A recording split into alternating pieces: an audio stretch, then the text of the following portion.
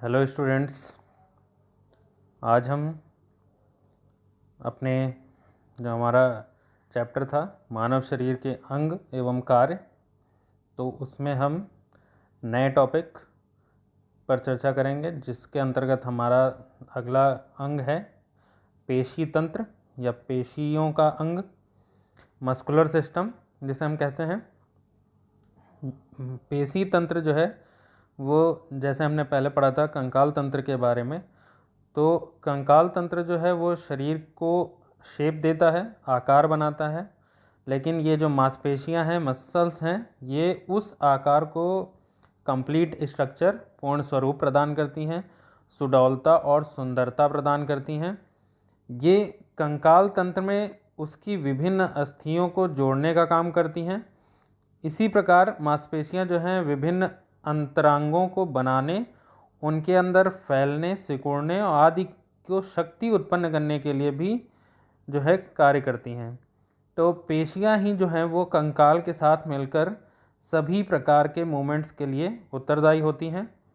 शरीर के लगभग सभी जितने भी कार्य होते हैं उनमें मांसपेशियों की संकुचन शक्ति ही सहायक होती है, क्योंकि मांसपेशियां जो हैं वो भी संपूर्ण शरीर में फैली होती हैं और एक पेशी तंत्र की तरह कार्य करती हैं। तो शरीर में लगभग सभी स्थानों पर इनकी उपस्थिति के कारण ही इनका भार संपूर्ण शरीर के भार का आधे से कुछ अधिक ही होता है। ये मांसपेशियां जो हैं वो पतली, लंबी और संकुचनशील पेशी कोशिकाओं, जिन्हें हम मसल फाइबर भी कहते हैं, के बने हुए ऊतक जो होते हैं उसको हम पेशी ऊतक अर्थात मस्कुलर टिश्यू भी कहते हैं। उसके बाद हम बात करते हैं, ये मसल्स जो हैं वो भी 3 प्रकार की होती हैं। ये पहली होती है रेखित पेशी, या इसको हम ऐच्छिक पेशी भी कहते हैं। दूसरी है अरेखित पेशी या हम अनैच्छिक पेशी भी कहते हैं। और तीसरी है हमारी हृदय पेशियाँ अर्थात कार्डियक मसल। तो ये 3 प्रकार की मांसपेशियां हैं, जिसमें सबसे पहले हम बात करते हैं रेखित पेशी या ऐच्छिक पेशी की। ये जो है ये पेशियां शरीर में अधिकांशतः पाई जाती हैं, इनकी संख्या ज़्यादा होती है। ये हम प्राणी की इच्छा अनुसार नर्वस सिस्टम के नियंत्रण में कार्य करती हैं, इसलिए हम इन्हें ऐच्छिक पेशियां, अर्थात नाम से ही है कि ऐच्छिक मतलब जो हमारी इच्छा से कार्य करें, तो ऐसी मसल्स को हम ऐच्छिक पेशियां कहते हैं। ये अपने दोनों सिरों पर अस्थियों से जुड़े रहने के कारण ही ये स्केलेटल मसल्स भी कहलाती हैं, कंकालीय पेशियां। ये हाथ, पैरों और शरीर को चलने और गति प्रदान करने के लिए होती हैं, जिस कारण हम इन्हें दैहिक पेशी भी कहते हैं। दूसरी है हमारी अरेखित या अनैच्छिक पेशी, जो कि नाम से ही है कि वो हमारी इच्छा के अनुसार कार्य ना करें। तो अनैच्छिक पेशी की जब हम बात करते हैं, तो ये अरेखित पेशियां हल्की गहरी अनुप्रस्थधारियां जो हैं वो इन पर नहीं होती हैं, जिस कारण हम इन्हें अरेखित पेशी कहते हैं। इसी प्रकार इनका संकुचन जो मैंने पहले बताया, ये हमारी इच्छा के अनुसार नहीं करती हैं, इस कारण हम इन्हें अनैच्छिक पेशी कहते हैं।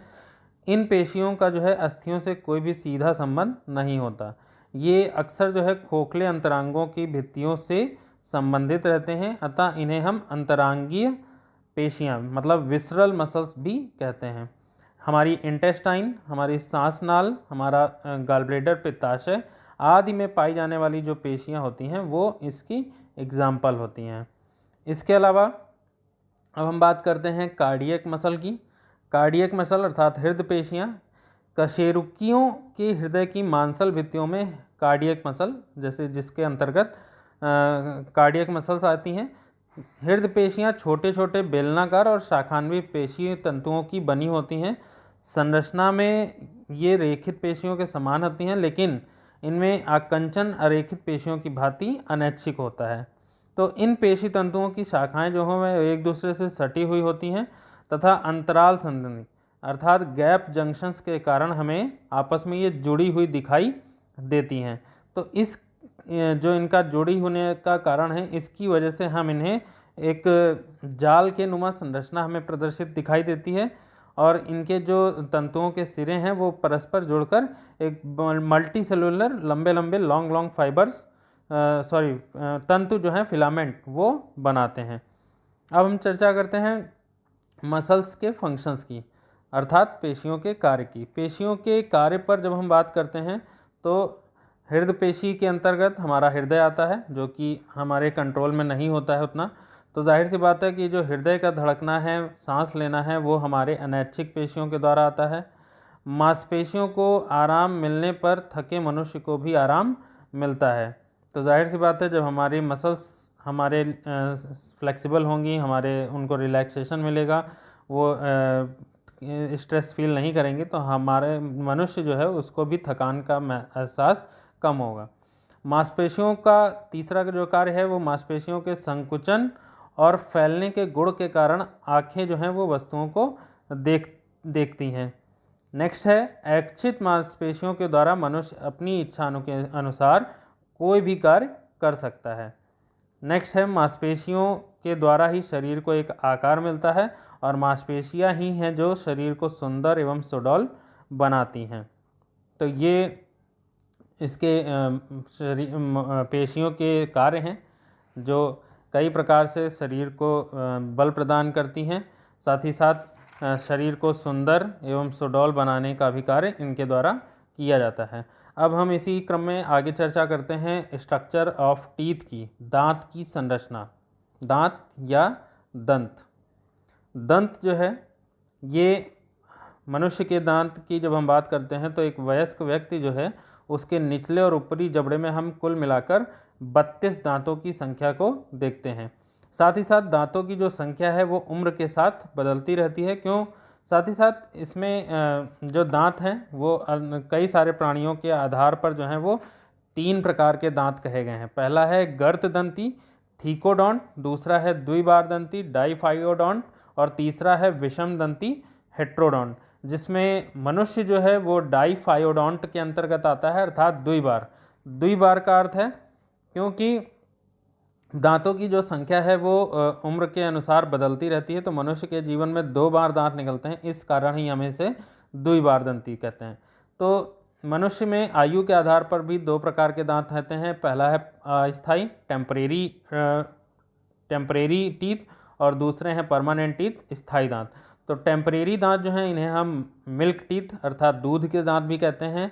ये मनुष्य में बच्चे की उम्र में लगभग 6 माह से निकलने प्रारंभ होते हैं और 2 से 3 साल तक कुल 20 दांत ही निकलते हैं। ये 60 से 8 वर्ष की अवस्था तक रहते हैं, उसके बाद ये टूट जाते हैं और स्थायी दांतों का संख्या जो है वो बढ़ने लगती है।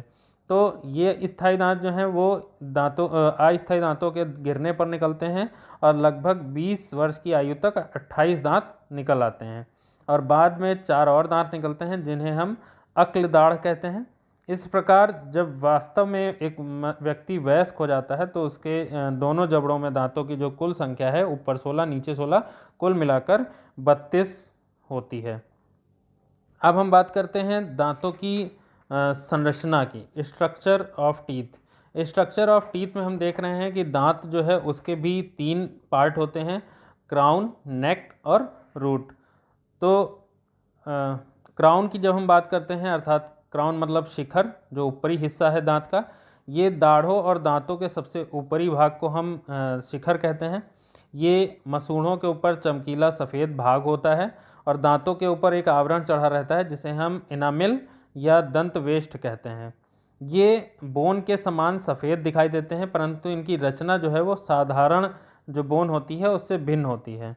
इन दांतों में दरार हो जाने के कारण डेंटिन नामक पदार्थ जो है वो नष्ट हो जाता है।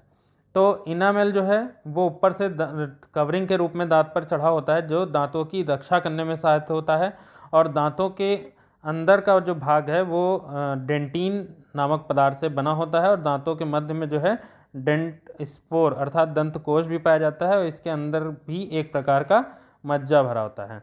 दूसरा पार्ट है ग्रीवा, दांत की नेक। नेक जो है ये दांत के मध्य भाग का होता है और ये शिखर और मूल के मध्य में पाया जाता है। तीसरा पार्ट है हमारा रूट, जिसे हम जड़ कहते हैं या इसे हम मूल भी कहते हैं, फैंग। जड़ जो है वो भाग है जो मसूड़ों के अंदर स्थित होता है। इंसाइजर और कैनाइन दांतों में केवल एक जड़ होती है, परंतु और अन्य दांतों और दाढ़ों में 2 जड़ें होती हैं। तो ये है हमारे दांतों की संरचना। उसके बाद दांत जो है वो किस किस से बने होते हैं इसके बारे में जानकारी दी गई है। साथ ही साथ जब हम मनुष्य के दंत की बात कर रहे हैं तो इसका जो 32 दांतों का जो सूत्र है, डेंटल फॉर्मूला, वो है I2/2, C1/1, PM2/2, M3/3 into 2 equal to 32। ये जो है हमारे दांतों का सूत्र है। इसके अकॉर्डिंग ही हमारे कुल 32 दांतों की संख्या निकल के आती है। ये दांतों के क्रॉस सेक्शन का पूरा चित्र दिया हुआ है, कौन सा कहाँ पर क्या पार्ट है। उसके बाद हम बात करते हैं types of teeth. Types of teeth की जब हम बात करते हैं तो दांत जो हैं वो 32 दांत होते हैं कुल, जिनमें 32 दांतों में 4 प्रकार के दांत मनुष्य में पाए जाते हैं। तो पहला है इंसीजर, छेदक दंत जिसे हम हिंदी में कहते हैं। इसका आकार जो है वो छेनी की धार के समान होता है और इन दांतों की संख्या जो है वो 4 होती है। इनका जो मुख्य कार्य होता है, ये भोजन को छोटे छोटे टुकड़ों में तोड़ने का कार्य करते हैं। और दूसरा है कैनिन, भेदक दंत। ये दांतों का आकार जो है छेदक दंतों की अपेक्षा नुकीला और लंबा होता है। ये दांत जो हैं वो भोज्य पदार्थ में छेद करके फाड़ने का कार्य करते हैं। तीसरा है हमारा प्रीमोलर अग्र चवर्णक दंत। इन दांतों के जो सिरे हैं वो नुकीले होते हैं। इनका नुकीलापन कैनाइन जो दांत है उसकी अपेक्षा कम होता है और इनकी सहायता से हम भोजन को आसानी से मैश करते हैं, अर्थात कुचलते हैं। और इन दांतों का जो मुख्य कार्य है वो भोजन को चबाना है। और लास्ट है हमारा मोलर, जिसे हम कहते हैं चवर्णक या शुद्ध भाषा में कहते हैं दाढ़। ये दांत जो हैं मुख में पीछे की ओर स्थित होते हैं। इनके सिरे जो हैं वो तेज़ धार वाले होते हैं। ये दांत जो हैं हमारे बहुत ही ज़्यादा मजबूत होते हैं, स्थायी होते हैं। ये भी जो हैं वो भोजन को चबाने का कार्य करते हैं। यदि मनुष्य में धीरे धीरे जब इनकी संख्या कम होने लगती है तो मनुष्य को भोजन चबाने में असुविधा होती है। तो ये हमारे दांत जो हैं ये भी बहुत ही महत्वपूर्ण उपयोगिता हमारे पाचन तंत्र में भी रखते हैं, क्योंकि पाचन तंत्र का जो भोजन को पचाने का कार्य है उसको भोजन को प्रक्रिया में प्रवेश कराने के लिए उसे तोड़ना ज़रूरी है छोटे छोटे टुकड़ों में, जिसको करने का मुख्य कार्य जो है वो दांतों के द्वारा ही संभव है। तो ये हमारे दांतों के बारे में कुछ चर्चा थी। साथ ही साथ हम बात करते हैं कि दांतों के लिए कुछ उपचार हमको करने चाहिए। जिनके दांतों में कोई समस्या हो तो वो इस पर अवश्य ध्यान दें, क्योंकि हमें नियमित रूप से दांतों की सफाई करनी चाहिए। भोजन करने के बाद मुंह में अगर भोजन के छोटे छोटे टुकड़े दांतों में कहीं फंस जाते हैं तो उन्हें हमें रखना नहीं चाहिए, अच्छे से मुंह को धुलना चाहिए।